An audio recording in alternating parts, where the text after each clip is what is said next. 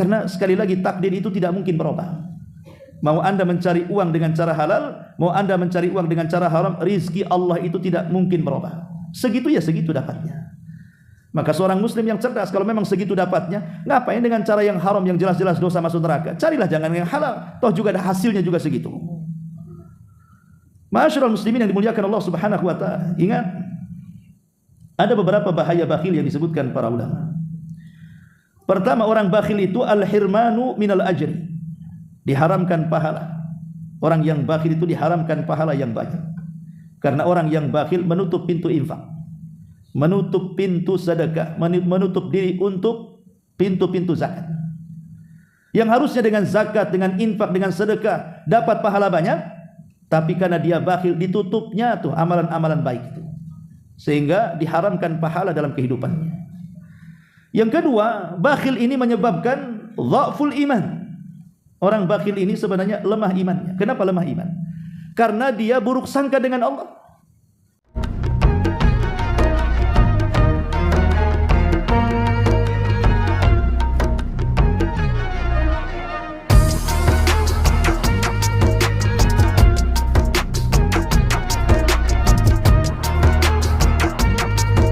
Bismillahirrahmanirrahim. Assalamualaikum warahmatullahi wabarakatuh.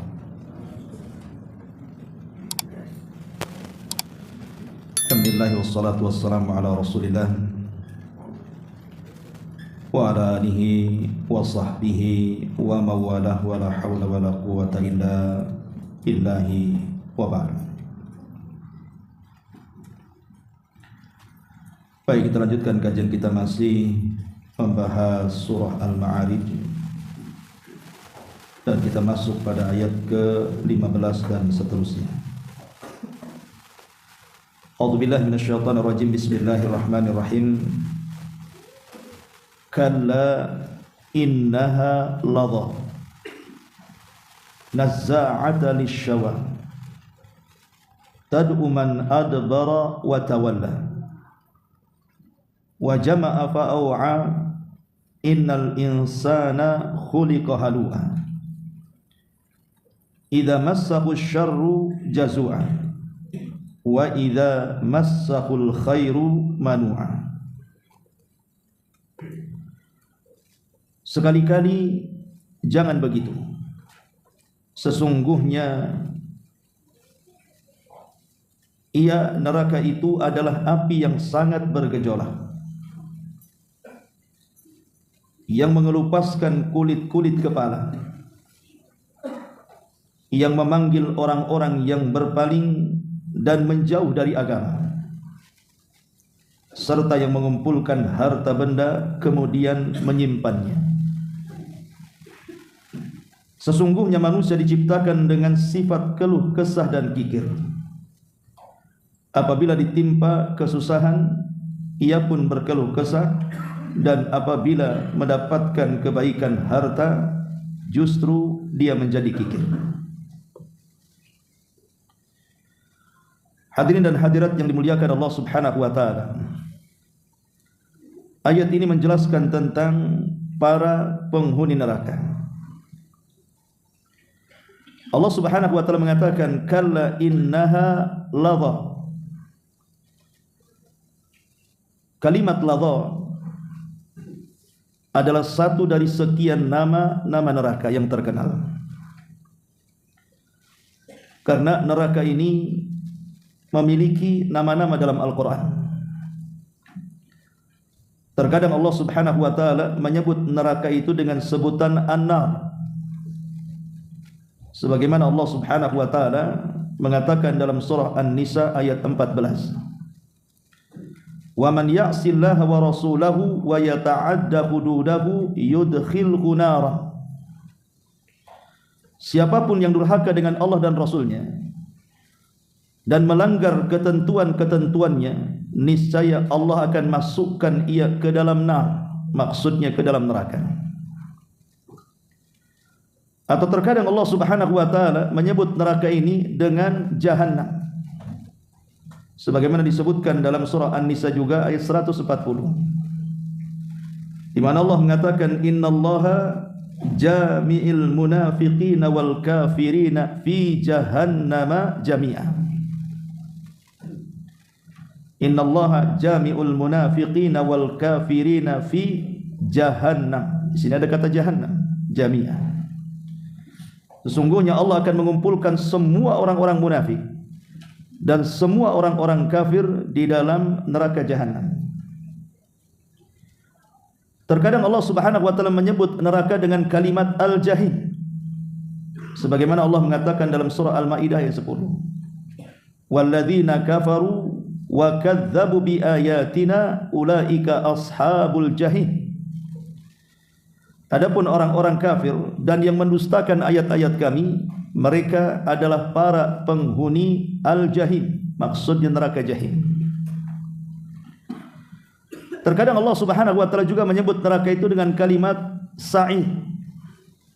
Sebagaimana disebutkan dalam surah Al-Ahzab ayat 64. Allah mengatakan innallaha la'anal kafirina wa a'adda lahum sa'ira. Sesungguhnya Allah melaknat orang-orang kafir dan menyediakan bagi mereka neraka sa'ir, maksudnya neraka yang menyala-nyala. Atau terkadang Allah Subhanahu wa taala menyebut neraka itu dengan nama Saqar. Sebagaimana disebutkan dalam surah Al-Qamar ayat 48. Di mana Allah mengatakan Dzuqu massas saqar. Rasakanlah sentuhan neraka Saqar. Atau terkadang Allah Subhanahu wa taala menyebut neraka dengan sebutan al-hutamah. Sebagaimana disebutkan dalam surah Al-Humazah, kalla la yumbadzanna fil hutamah. Yaitu api yang disediakan Allah yang disebut hutamah, maksudnya api yang dinyalakan. Atau terkadang Allah Subhanahu wa taala menyebut neraka itu dengan kalimat darul bawar. Sebagaimana disebutkan dalam surah Ibrahim ayat 29. Allah mengatakan jahannam yaslaunaha wa bi'sal qarar. Dan ayat sebelumnya alam tara ilal ladzina baddalu ni'matallahi kufran wa ahallu qaumahum daral bawar. Tidakkah kamu perhatikan orang-orang yang menukar nikmat Allah Subhanahu wa taala dengan kekufuran dan menjatuhkan kaumnya ke lembah kebinasaan. Daral bawar artinya lembah kebinasaan. Itu satu di antara nama-nama neraka. Atau terkadang juga Allah menyebutkan dengan kalimat ladha, sebagaimana yang kita bahas di sini. Kalla innaha ladha. Sekali-kali jangan seperti itu. Sesungguhnya neraka itu ladha. Ladha itu artinya api yang bergejolak di dalamnya. Seperti kalau kita mendidihkan air, kemudian air itu bergemuruh karena bergejolak. Itulah ladha artinya. Allah Subhanahu wa taala mensifatkan ladha ini dengan sebutan nazza'ata lisyawa, di mana mampu mengulupaskan kulit-kulit kepala.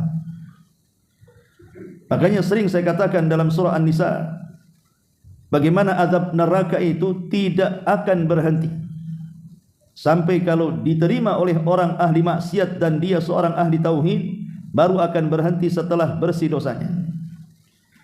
Tapi kalau terjadi kepada orang-orang kafir, maka tidak akan berhenti selama-lamanya. Kullama nadijat juluduhum badalnahum juludan ghairaha liyadzuqul adzab. Setiap kulit mereka terkelupas, kemudian terbakar hangus, Allah ganti dengan kulit yang baru, kemudian dibakar lagi, terkelupas kembali, kemudian hangus, kemudian diganti dengan kulit yang baru, dan begitu seterusnya sampai mereka merasakan azab Allah Subhanahu wa taala. Jadi sehebat apapun saya menjelaskan tentang kengerian neraka, neraka itu jauh lebih ngeri daripada yang kita bayangkan. Karena siksa neraka itu tidak pernah dilihat mata, tidak pernah didengar telinga, bahkan terlintas dalam pikiran manusia saja belum bisa kita bayangkan betapa dahsyatnya siksaan neraka itu. Ma'asyiral muslimin wal muslimat rahimani wa rahimakumullah. Dan ketika Allah Subhanahu wa taala menyebutkan kalimat ladha yang bisa menghancurkan kulit-kulit kepala, karena memang panasnya api jahanam itu gabungan daripada 70 suhu panas. Karena panasnya di dunia ini, panas-panasnya api di dunia, itu hanya satu bagian daripada 70 bagian api Jahannam. Kalau satu saja sudah bisa membakar, satu saja sudah bisa membakar satu dunia, bagaimana kalau digabungkan dengan 70 panasnya api neraka? Sebagaimana Rasul mengatakan, narukum hadhi ma yuqidu banu Adam juz'un wahidun min sab'ina juz'an min nari jahannam. Api yang kamu nyalakan oleh anak manusia di dunia ini, itu hanya satu bagian dari 70 bagian dari panasnya neraka Jahannam. Kita tidak bisa bayangkan, api dunia saja kalau untuk mengadab itu sudah cukup. Macam mana panasnya ditambah sampai 70 kali lipat. Makanya kemudian para sahabat bertanya, ya Rasulullah, innaha lakafiyah. Maka Rasul mengatakan, innaha faddalat alaiha bitis'ati wa sittina juz'an kulluhum mithla harriha, atau kulluhunna mithlu harriha. Ketika sahabat mengatakan, Rasul, sesungguhnya itu sudah cukup untuk mengadab penduduk neraka, maka Nabi SAW mengatakan, sesungguhnya dilebihkan atasnya dengan 69 bagian, semuanya setara panasnya satu dengan yang lainnya. Ma'asyiral muslimin wal muslimat rahimakumullah. Dari penjelasan hadis ini saja, belum lagi peristiwa-peristiwa yang mengerikan di dalam neraka, seperti bercerita tentang makanannya, bercerita tentang minumannya, bercerita tentang azabnya, tentu sangat mengerikan sekali. Makanya banyak ulama salaf kalau mendengar tentang ayat-ayat neraka, mereka sampai pingsan karena tidak tahan membayangkan macam mana panasnya dan azabnya dalam neraka itu. Kemudian Allah Subhanahu wa taala mensifatkan siapa para penghuni neraka lava itu. Siapa orang-orang yang pantas masuk ke neraka lava itu? Yang pertama, Allah Subhanahu wa taala mengatakan, tad'u man adbara wa tawalla. Di mana neraka lava ini akan memanggil-manggil, akan mengundang orang-orang yang ketika di dunia dia berpaling dan juga menjauh daripada agama.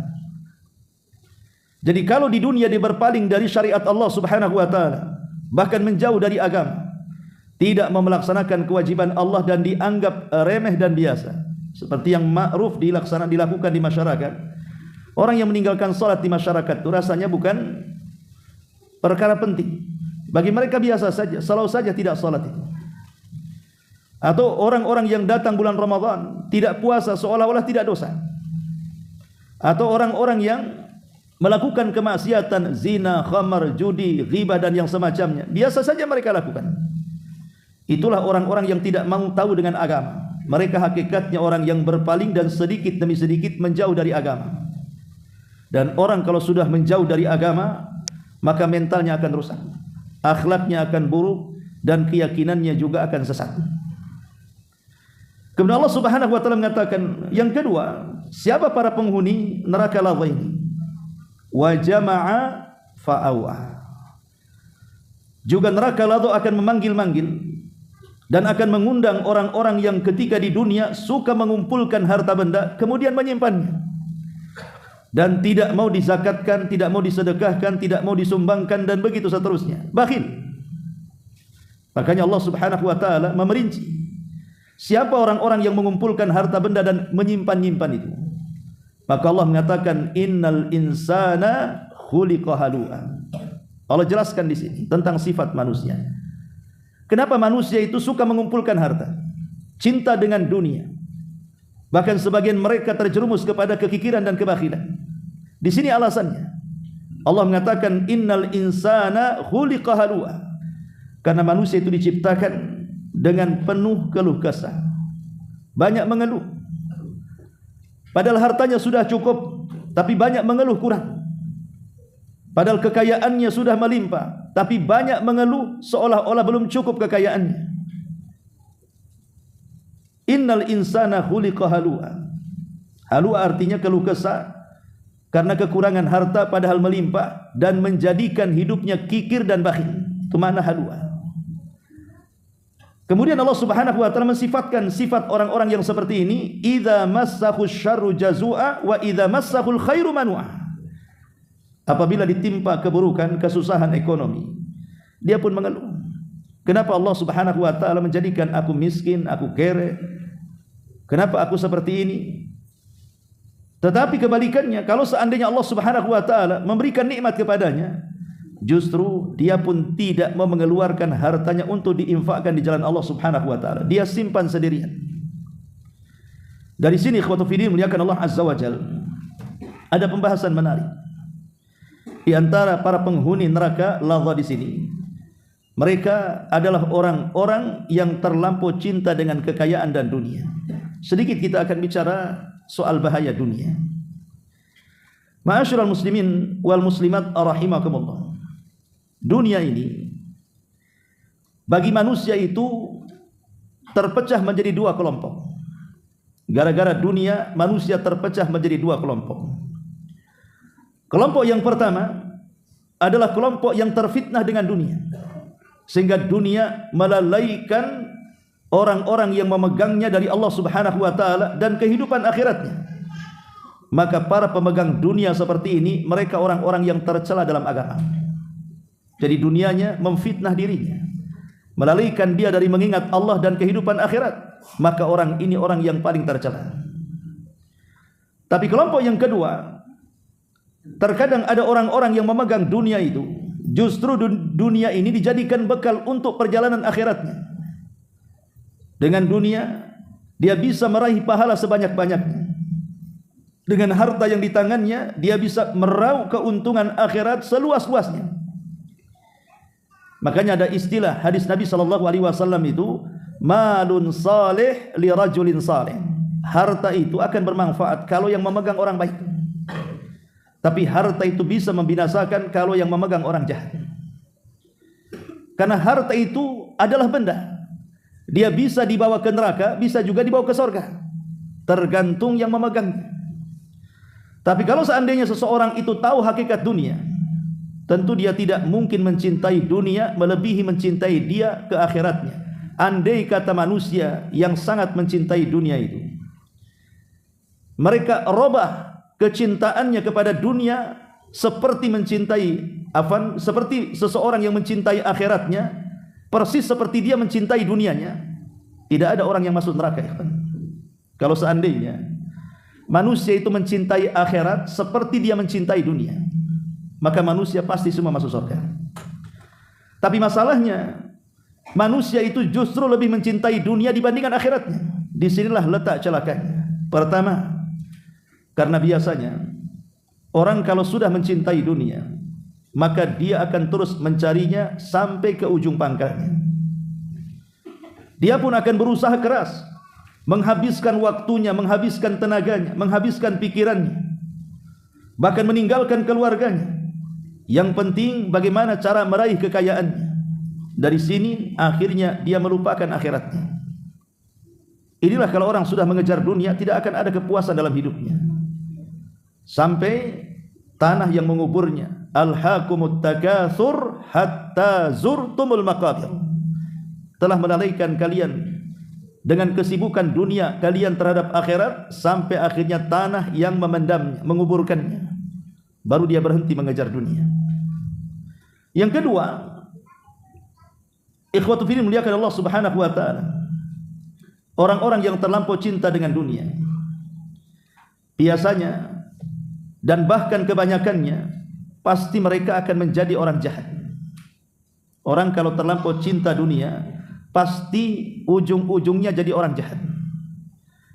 Makanya kenapa para ulama mengatakan bahwa dunia itu sirru tughyan. Dunia ini rahasia bejatnya orang. Kenapa dunia ini rahasia bejatnya orang? Karena dunia ini alat untuk bermaksiat dan bersenang-senang. Kalau banyak uang, apapun maksiatnya bisa dilakukan. Mau berzina, mau berjudi, mau mabuk, narkoba dan yang semacamnya. Hatta menyewa orang untuk menzalimi, bahkan sampai membunuh orang. Karena dunia ini Allah katakan, kalla innal insana la yatgha an ra'ahus taghna. Sekali-kali manusia itu akan mudah melampaui batas ketika dunia dibentangkan dalam hidupnya. Ma'asyiral muslimin yang dimuliakan Allah Azza wa Jalla. Kemudian yang ketiga, orang-orang yang mengejar dunia, apalagi hatinya sudah terikat dengan dunia, dipastikan dia tidak akan menjadi manusia yang sangat bersyukur kepada Allah. Orang kalau hatinya terpaut dengan dunia, tidak mungkin dia mensyukuri nikmat Allah Subhanahu wa taala. Yang ada dia menjadi orang yang kufur nikmat. Dan itu banyak dikisahkan dalam Al-Qur'anul Karim, kisah-kisah yang ma'ruf seperti Qarun, kemudian kisah negeri Saba, kemudian kisah Ashabul Jannatain. Bagaimana ketika dunia dibentangkan selebar-lebarnya kepada mereka, justru mereka melupakan petuah nabinya. Mereka pun menjadi kufur nikmat, akhirnya berujung dengan azab Allah Subhanahu wa taala. Kemudian yang keempat, orang yang terkait dengan dunia hatinya, kemudian dia pun melupakan akhiratnya, pasti dia akan mengikuti banyak syahwat yang didorong dalam hatinya. Pasti syahwatnya itu akan mendorong dia supaya melakukan hal-hal kemaksiatan dan kemungkaran. Karena bagaimanapun dunia ini bukan hanya sekedar mendorong orang untuk judi, untuk zina, untuk minum khamar dan yang semacamnya. Lebih daripada itu, orang yang terlampau cinta dengan dunia, sadar ataupun tidak, terkadang dia menjadikan dunia itu sesembahannya. Makanya kenapa Nabi SAW sampai mengatakan ta'isa abdu dinar wa ta'isa abdu dirham wa ta'isa abdu al-qatifati wal khamisah. Celaka hamba-hamba dinar, celaka hamba-hamba dirham, celaka hamba-hamba busana dan yang semacamnya. Lihat bahasa Rasul, ta'isa abdu dinar, celaka hamba uang. Apa artinya celaka hamba uang? Orang-orang yang menjadikan uang itu sebagai Tuhannya dan dia hambanya.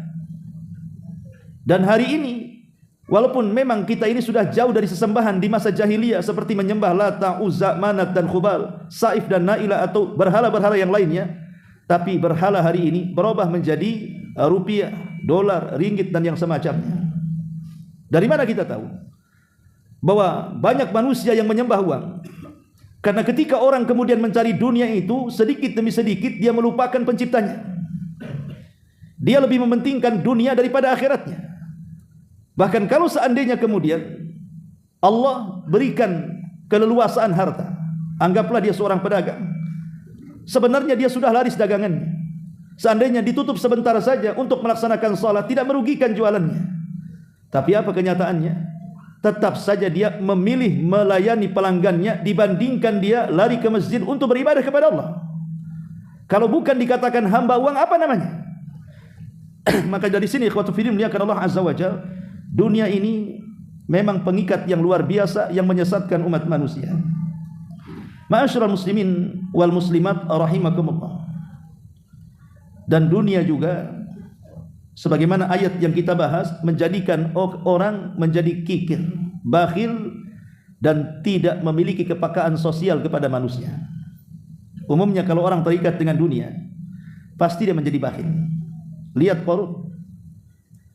Dulunya dia seorang alim, pembaca Taurat terhebat, suaranya indah, disukai Bani Israel. Tapi setelah Allah berikan kekayaan, muncul syariat zakat, Musa mengutus orang yang mengutip zakat, kemudian Qarun pun menentangnya dan mengatakan innama utituhu min ilmin indi. Enak saja kau datang minta zakat. Ini kekayaan aku dapati bukan karena Tuhannya Musa. Kekayaan ini kudapatkan karena kecerdasanku, kepiawaianku, kehebatanku, bukan karena Tuhannya si Musa. Dia tolak membayar zakat. Akhirnya Allah Subhanahu wa taala azab, fa khasafna bihi wa bidarihil arda. Kami tenggelamkan Qarun dan seluruh kekayaannya ke dasar bumi.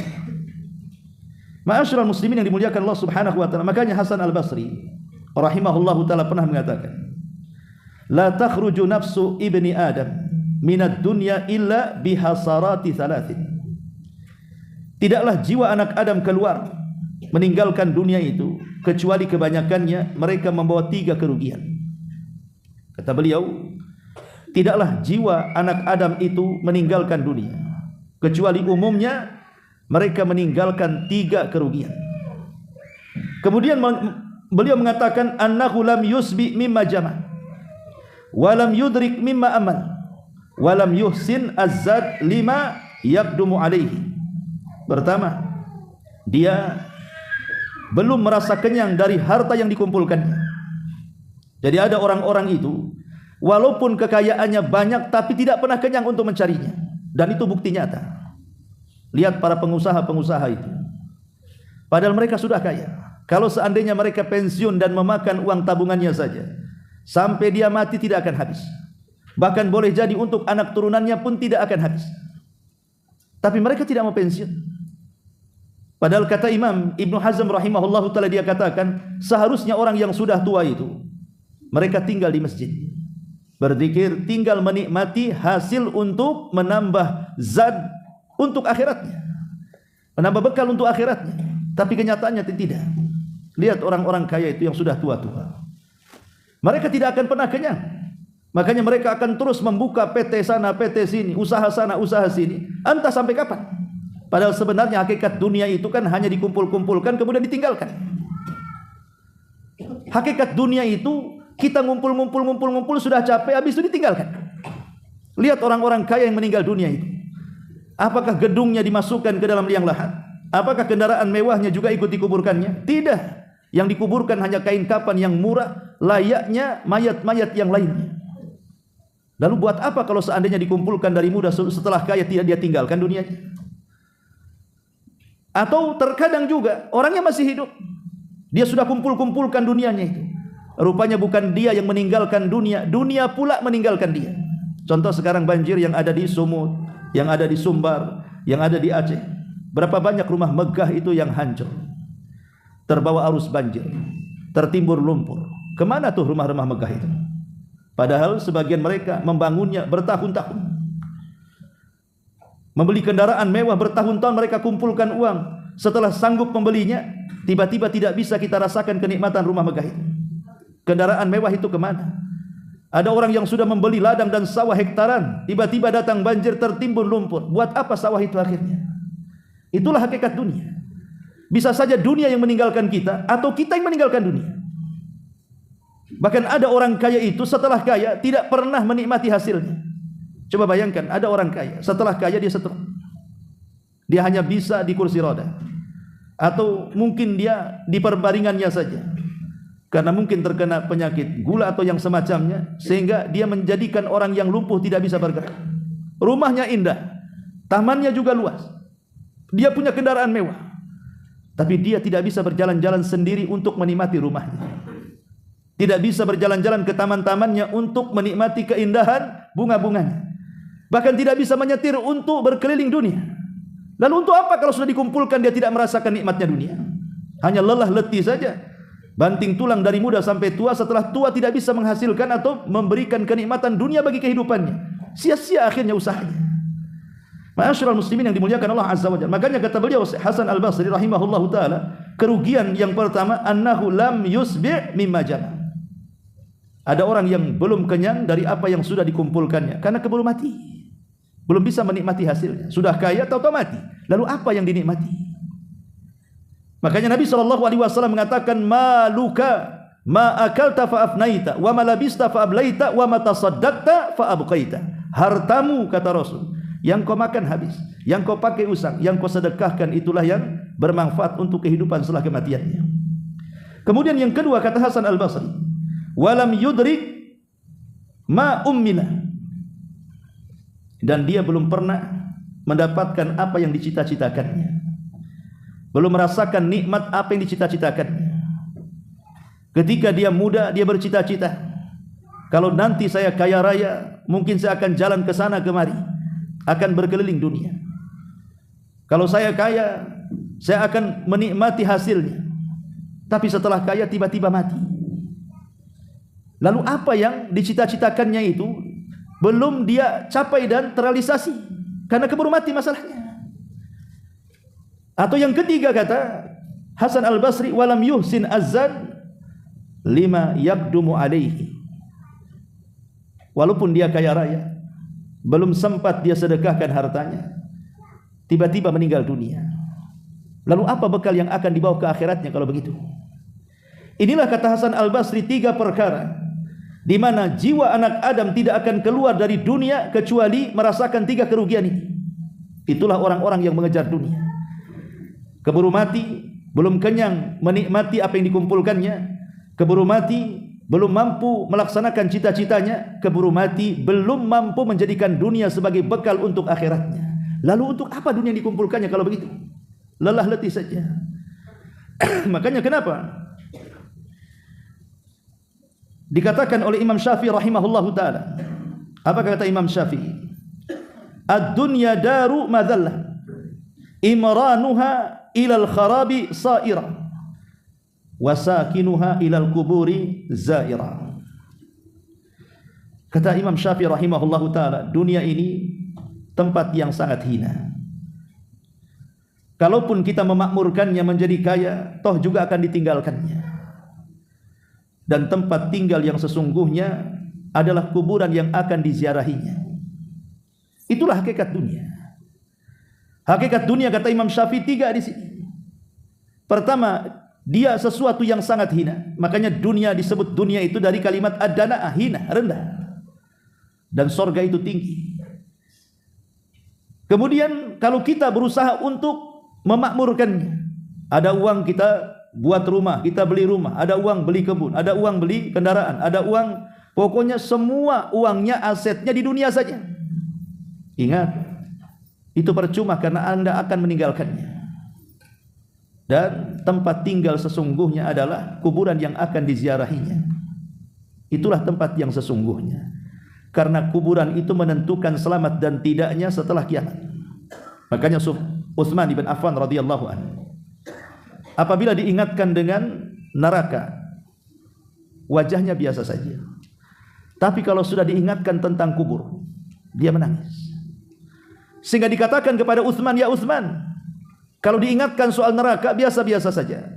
Kalau diingatkan soal kubur, kenapa engkau menangis? Maka Utsman bin Affan radhiyallahu anhu mengatakan, waihakum, celaka kalian. Sesungguhnya kubur ini adalah tempat yang menentukan jalannya hidup manusia. Dia bisa saja menjadi khufran min khufarin nar atau raudhatun min riyadil jannah. Kuburan ini bisa saja lubang menuju ke dalam neraka atau taman yang mengarah ke surga. Kalau dia selamat di kuburan, maka akan selamat perjalanan setelahnya, maka akan susah selamat kehidupan setelahnya. Ma'asyiral muslimin wal muslimat rahimakumullah. Dan dalam ayat ini Allah Subhanahu wa taala mengatakan, idza massahu asyarru jazua wa idza massahul khairu manua. Dua ayat ini menggambarkan tentang pengaruh dunia bagi kehidupan kita. Pertama, orang yang cinta dunia itu, maka pasti dia akan memiliki sifat al-hirsus syadid, mengejar dan tidak akan berhenti dalam mengajarnya. Yang kedua, alhammu bila hudud. Orang yang mengejar dunia itu, maka akan terus merasakan kebingungan yang tidak ada akhir. Stres tidak ada akhir. Sedih tidak ada akhir. Itulah para pengejar dunia. Karena kan tidak akan puas. Sampai di mana puasnya orang mengejar dunia itu? Tidak akan puas. Dua perkara yang kalau dicari tidak akan puas. Pertama ilmu, yang kedua dunia. Yang ketiga, pengaruh terlampau cinta dengan dunia biasanya tertanam sifat hasad. Pasti hasad itu ada. Orang kalau cinta dengan dunia pasti hasad dengan orang. Dia harus memiliki seperti orang yang miliki. Dia harus memiliki seperti manusia yang lainnya memilikinya. Bahkan kalau seandainya hanya sekedar itu saja, masih mendingan. Bahkan ada orang yang berupaya untuk menghilangkan nikmat orang lain dan berpindah kepada dirinya. Dan ini hasad yang tercela. Karena hasad ini melahirkan dosa yang lainnya. Untuk menghancurkan kenikmatan yang Allah anugerahkan kepada orang lain, terkadang dia bisa sama penyakit yang ada di bumi, hasadnya Qabil kepada Habil, yang berujung dengan pembunuhan. Ataupun melahirkan akhlak al-ghadab. Orang yang mengejar dunia ini amarahnya kuat sekali. Kalau dia tidak mencapai targetnya, maka dia bisa emosi, darah tinggi. Begitulah dunia menjadikan dia marah.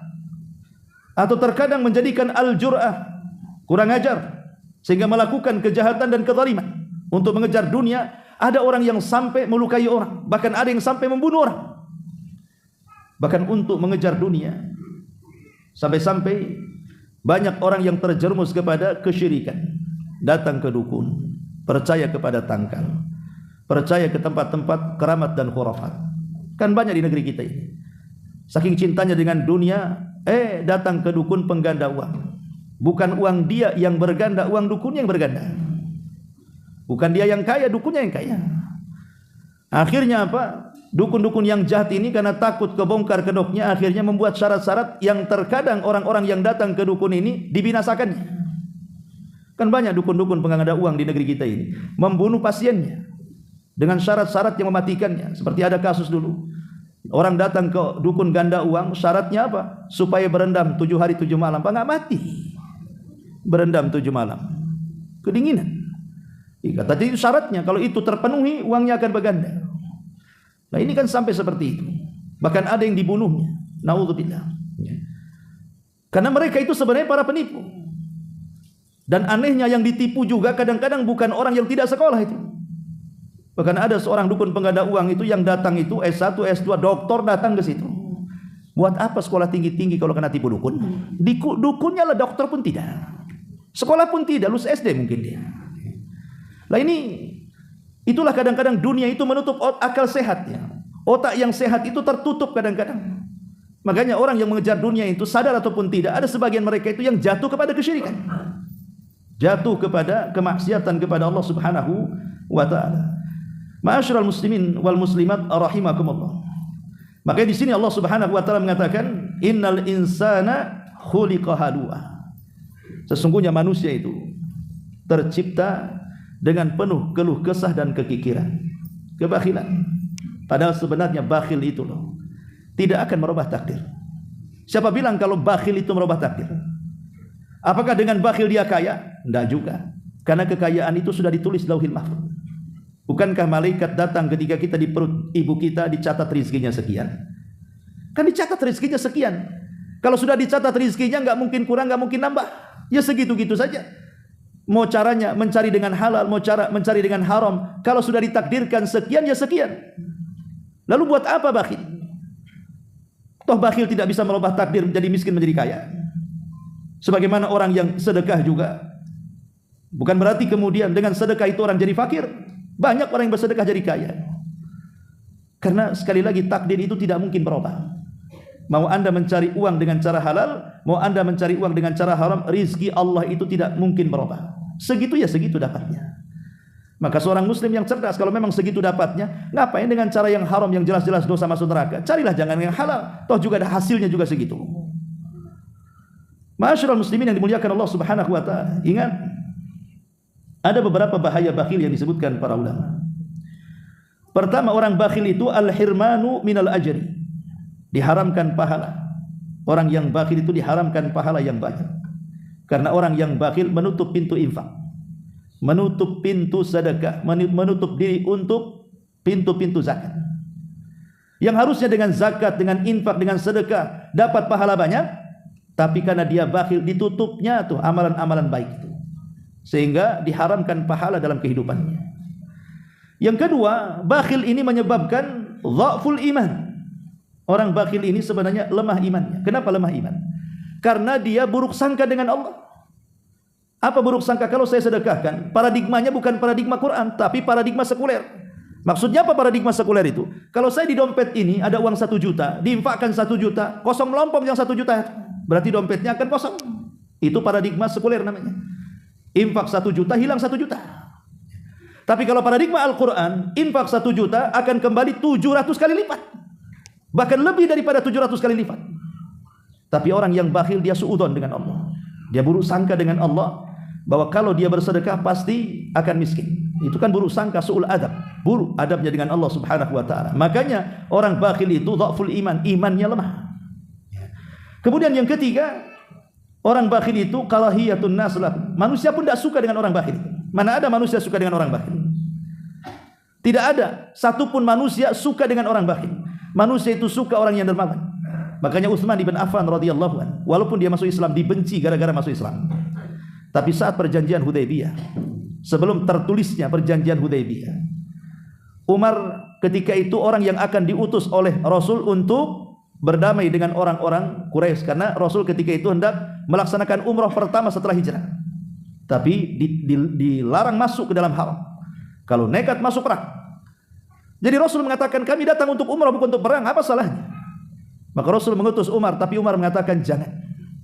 Kalau saya yang diutus wahai Rasul, tidak akan berhasil karena mereka membenci saya. Sebaiknya kau utus Utsman ibn Affan, karena Utsman itu dicintai di masa jahiliyah dan dicintai walaupun dia sudah masuk Islam. Kenapa Utsman dicintai di masa jahiliyah dan setelah Islam oleh masyarakat kafir jahiliyah? Karena Utsman itu dermawan, sangat dermawan. Makanya manusia suka. Coba saja orang dermawan itu suka, walaupun beda akidah senang kan? Antum punya tetangga beda akidah dengan antum, tapi hari-hari kadang ngasih hadiah, mungkin sayur, mungkin lauk, mungkin nasi, mungkin apa kan? Sementara sebelahnya sesama akidah, satu pengajian, bakhilnya tingkat dewa. Kira-kira antum, itu ngaji nggak beres itu katanya, bakhil itu. Ini walaupun agak nyimpang-nyimpang sedikit, tapi dia baik pula kan? Artinya bahwa sudah azan pula. Ya. Jadi di sini manusia tidak suka dengan orang bakhil. Kemudian juga sebab diharamkannya rizki. Sebab diharamkannya rizki. Jadi niatnya mau kaya dengan bakhil, justru diharamkan kekayaan. Kemudian yang kelima, jatuh kepada perbuatan dosa. Kenapa demikian? Karena dia mencegah untuk melaksanakan kewajiban Allah Subhanahu wa taala. Apa kewajiban harta? Zakat. Dan Abu Bakar Siddiq memerangi orang yang menahan zakatnya seperti memerangi orang yang meninggalkan sholat. Kata Abu Bakar, aku tidak akan bedakan apakah dia meninggalkan sholat atau meninggalkan zakat, tetap kuperangi. Makanya kenapa dalam Islam itu selalu digandengkan perintah sholat dengan zakat. Kemudian yang keenam, orang bakhil ini ada yang sampai bakhilnya itu bukan hanya kepada orang, tapi bakhil kepada dirinya sendiri. Hartanya banyak, tapi pakainya compang-camping. Hartanya banyak, tapi makan kentang atau nggak ada harganya. Ada orang yang bakhil itu sampai tingkat bukan hanya kepada orang, sampai kepada dirinya. Nggak mau beli baju bagus, nggak mau makan enak, kan gitu. Itu kan menyia-nyiakan nikmat. Bukankah Allah mengatakan, "Fa bi ni'mati rabbika fahaddits"? Fa bi ni'mati rabbika fahaddits.